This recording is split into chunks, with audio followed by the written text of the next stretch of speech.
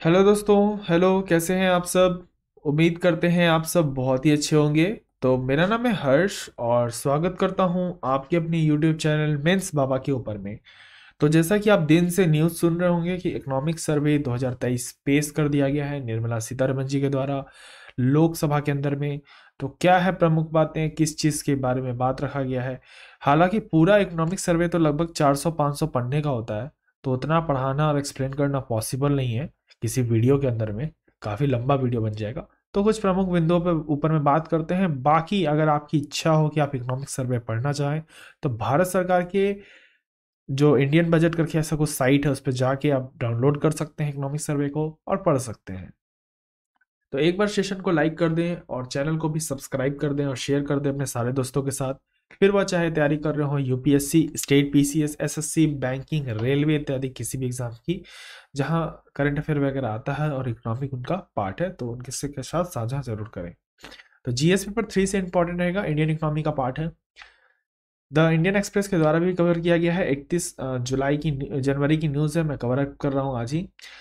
पहला प्रमुख बात, मैं कुछ प्रमुख बिंदु, मैंने 10 पॉइंट पहले भी मैंने यहाँ थंबनेल में भी लगा रखा है कि 10 की हाइलाइट्स यानी 10 प्रमुख बिंदुओं के ऊपर में हम लोग यहाँ बात करेंगे। पूरा सर्वे नहीं पढ़ा रहा हूँ, आप चाहो तो बाद में जाके पढ़ सकते हो साइट पर। पहले जीडीपी की बात करते हैं। देखिए, कोविड के बाद से हम लोग का जीडीपी बहुत अच्छा ग्रो किया है, बहुत अच्छे तरीके से हम लोग ने काम किया। किस तरह हम लोग ने कोविड को फेस किया, फिर कोविड के ख़त्म होने के बाद कैसे रशिया और यूक्रेन में वॉर की स्थिति उत्पन्न हुई, उनमें कॉन्फ्लिक्ट हुआ, उससे महंगाई बढ़ी और अर्थव्यवस्था को एक के बाद एक तमाम तरह के झटके महसूस हुए। उसके बाद भी हमारी अर्थव्यवस्था खड़ी रही, टिकी रही। ये सबसे पहले बड़ी बात है। अगर बात करें फाइनेंशियल ईयर 2023 में, तो इंडियन इकोनॉमी का जो है ग्रोथ दिखा वो 7% का दिया रियल टर्म्स के माने में। अच्छा, रियल और नॉमिनल में अंतर क्या होता है? देखिए, रियल में आप एडजस्ट कर देते हैं इन्फ्लेशन को और नॉमिनल में आप अनएडजस्टेड इन्फ्लेशन को लेकर चलते हैं। 8.7% था प्रीवियस ईयर में। फाइनेंशियल ईयर की बात करते हैं, जीडीपी को फोरकास्ट किया गया फाइनेंशियल ईयर 2023 के लिए, तो कितना किया गया है? 6.6 से लेके 6.8% तक।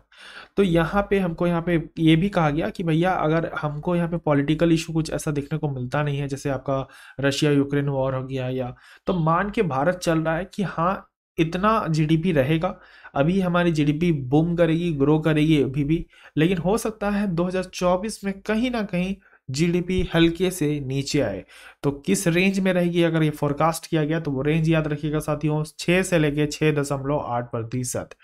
सेशन को लाइक जरूर करेंगे क्योंकि आज ही सर्वे आया है और आज ही मैं कराने की बहुत ज़्यादा कोशिश किया। मैंने दिन में कुछ पढ़ा और उसके बाद आपके लिए सेशन बनाया हूँ, तो प्लीज़ शेयर करें। इकोनॉमिक सर्वे 2000 अगर हम 22-23 की बात करते हैं, तो बेस लाइन जीडीपी ग्रोथ को लेके 11% रखा गया था नॉमिनल टर्म्स में और 6.5% रखा गया था रियल टर्म्स के अंदर में फाइनेंशियल ईयर 2024 में। इन्फ्लेशन की बात करते हैं, आइए महंगाई की बात करते हैं साथियों।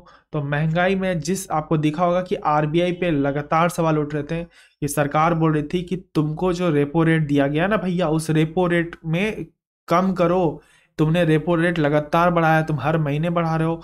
तो इन्होंने भी ये कहा कि रेपो रेट तो हम अपने मर्जी से नहीं बढ़ा रहे हैं, एक्चुअली पूरी अर्थव्यवस्था जो डिस्टर्ब हो रही है उसी के कारण हमको यहाँ पे डिफरेंस देखने को मिलता है। तो आरबीआई ने साफ जाहिर किया है कि रेपो रेट अगर हम कंट्रोल भी करते हैं ना, तो इस साल जिस तरह नवंबर में उन्होंने कंट्रोल करना शुरू किया, तब हमको यहाँ पे क्या देखने को मिला? हमको यहाँ पे इन्फ्लेशन कम होते हुए देखने को मिला। पर जबकि अगर देखा जाए 2022 के जस्ट ऊपर वाले ईयर्स में, नवंबर की पहले की बात करें तो काफी हद तक महंगाई बढ़ चुकी थी। यहां तक कि केंद्र सरकार ने भी डीजल और पेट्रोल के ऊपर में अपने दाम को कम किया। कस्टम ड्यूटी, जो कॉटन हम लोग इंपोर्ट करते हैं, जी हाँ साथियों, जो कॉटन इंपोर्ट करते हैं उस पर जो ड्यूटी लगता है उस पर भी एक तरह से रहम दिया सरकार के द्वारा ने। तो यहाँ पे अगर पेट्रोल डीजल महंगा नहीं होगा, क्योंकि आपको पता है कि अगर हम कोर इन्फ्लेशन निकालना होता है ना, तो हम फूड और फ्यूल को हटा के निकालते हैं। तो इसीलिए अगर हम फूड और फ्यूल पे एक तरह से कंट्रोल कर लेते हैं ना, तो हम पूरी इकोनॉमी पे कंट्रोल कर लेते हैं। ये महंगे होंगे तो पूरी अर्थव्यवस्था महंगी हो जाएगी। तो कहीं ना कहीं सरकार ने कटौती की है, सरकार को इससे बहुत ज़्यादा नुकसान हुआ। फिर भी सरकार ने अब इसमें लगातार कोशिश किया कि हम कम से कम टैक्स वसूलें। दूसरी बात, उधार जो है साथियों, उधार हम लोग ले रहे हैं और अब भविष्य में भी और तेजी से उधार लेंगे, ये साफ साफ जाहिर कर दिया गया है।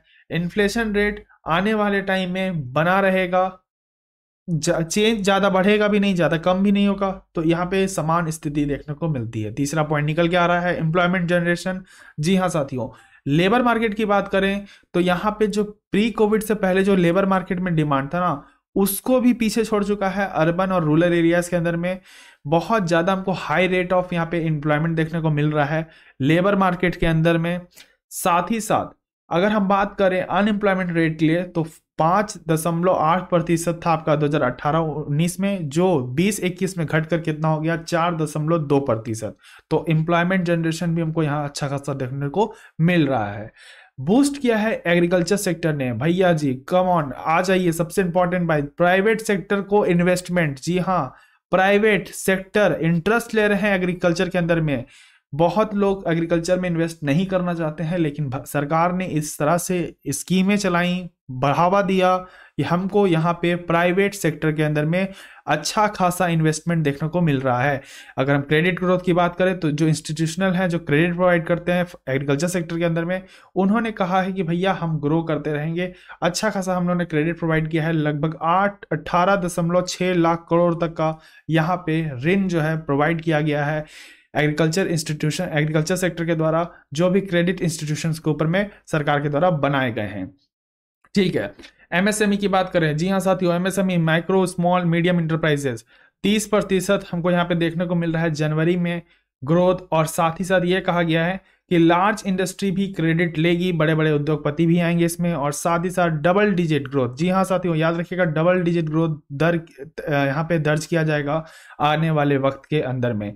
एफडीआई की बात करें, मैंने क्लास ले रखा है कि भारत को लगातार बहुत ज्यादा एफडीआई मिल रहा है, और सबसे बड़ी बात है कि एफडीआई फार्मास्यूटिकल्स के अंदर में भारत बहुत ज्यादा ये एफडीआई मंगा रहा है फार्मास्यूटिकल्स के अंदर में। तो एफडीआई बहुत ज्यादा इनफ्लो हो रहा है भारत के अंदर में। अगर हम पेंडेमिक की बात करें तो इतना एफडीआई नहीं था, बट भारत सरकार ने बहुत सारे स्कीम को चेंज किया। हम गो ऑनलाइन की बात करने लगे, हम ईज ऑफ डूइंग की बिजनेस बात करने लगे, हमने पेपर वर्क कम किया, हमने सिंगल विंडो सिस्टम लाया, और लगातार हमको अच्छा खासा एफडीआई देखने को मिल रहा है।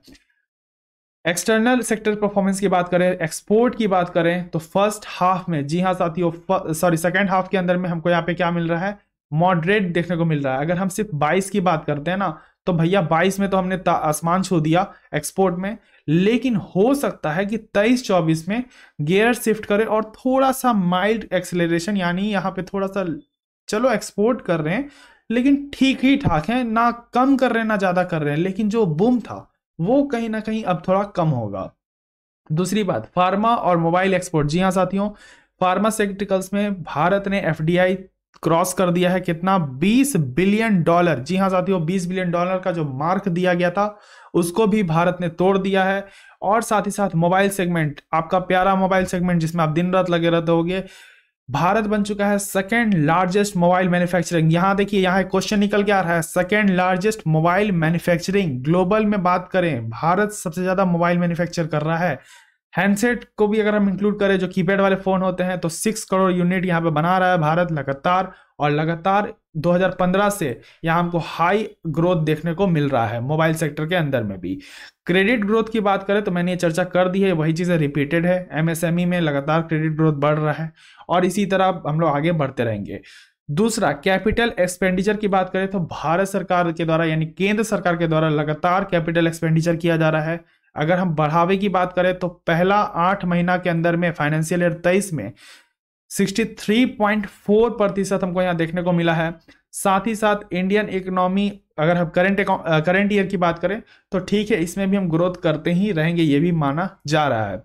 करंट अकाउंट डेफिसिट, जी हाँ साथियों, करंट अकाउंट डेफिसिट थोड़ा तकलीफ दे सकती है। क्यों दे सकती है? क्योंकि जो रुपया है वो गिर रहा है और हो सकता है आने वाले वक्त में गिरे, लेकिन निर्मला सीतारमण जी के द्वारा साफ साफ ये कहा गया था कि रुपया नहीं गिर रहा है, डॉलर मजबूत हो रहा है। क्योंकि अगर ये बयान उनके द्वारा इसलिए दिया गया क्योंकि अगर हम अपने पैसे को, अगर हम अपने रुपयों को दूसरे कंट्री के रुपये से कंपेरिजन करते हैं, अगर डॉलर को हम 2 मिनट के लिए भूल जाते हैं तो कहीं ना कहीं हमको ज्यादा डिफरेंस देखने को नहीं मिलता। लेकिन अगर हम डॉलर से कंपेरिजन करते हैं अपने रुपया को, तो यहाँ बहुत गिरावट देखने को मिल रहा है। इसीलिए उन्होंने ये बयान दिया कि रुपया मजबूत, सॉरी डॉलर नहीं गिर रहा है, सॉरी रुपया नहीं गिर रहा है, डॉलर मजबूत हो रहा है। तो ये बयान इंपॉर्टेंट है, समझिए आप कि हम यहाँ पे अगर अदर करेंसी से अपना रुपया को कंपेरिजन करते हैं तो हमको बेटर परफॉर्मेंस मिलता है। हम बात करें श्रीलंकन इकोनॉमी से, पाकिस्तान इकोनॉमी से, जो भी अभी करेंसी यूज हो रही है अदर देशों की, उनसे अगर हम अपनी करेंसी का बात करें तो हमको यहाँ पे मजबूती देखने को मिल रहा है कि हाँ भैया ठीक है, जैसे थे वैसे ही हैं, आगे बढ़ रहे हैं। लेकिन अगर हम डॉलर से कंपेरिजन करें तो बहुत खराब है। लेकिन इन्होंने ये भी कहा कि अगर करेंट अकाउंट डेफिसिट बढ़ता है तो हमको यहाँ पे रुपया में लगातार गिरावट देखने को मिलेगा और कहीं ना कहीं भारत के लिए समस्याएं हो सकती है। तो ये था पूरा इकोनॉमिक सर्वे, मैंने करा दिया 10 मुख्य पॉइंट जो इंपॉर्टेंट है। आशा करता हूं आपको सेशन बहुत अच्छा लगेगा, क्योंकि मैंने 10 प्रमुख बिंदुओं की बात की है। बहुत बड़ा सर्वे है, आप जाके पढ़ सकते हो। ये कुछ प्रमुख बिंदु थे जिन पे सवाल बन सकता है, जीडीपी के ऊपर में सवाल बनता है, फार्मास्यूटिकल में इंपोर्ट के, ये वो बिंदु है ना जिन पे सवाल लगातार बनता है यूपीएससी के अंदर में। तो मैंने करा दिया, आशा करता हूँ। ये एक स्नैपशॉट है पूरे अर्थव्यवस्था को, तो आप चाहो तो ले सकते हो इसका स्क्रीनशॉट और पढ़ सकते हो। अगर सेशन समझ में आया तो सेशन को लाइक प्यारा से सब्सक्राइब करें, बेल आइकन दबाएं, शेयर कर दें अपने दोस्तों के साथ। बहुत सारी स्पेशल क्लासेस चलते रहती हैं, आप जाके देख सकते हैं। तब तक के लिए रखें अपना ध्यान, मुझे दिया गया धन्यवाद। जय हिंद, जय भारत।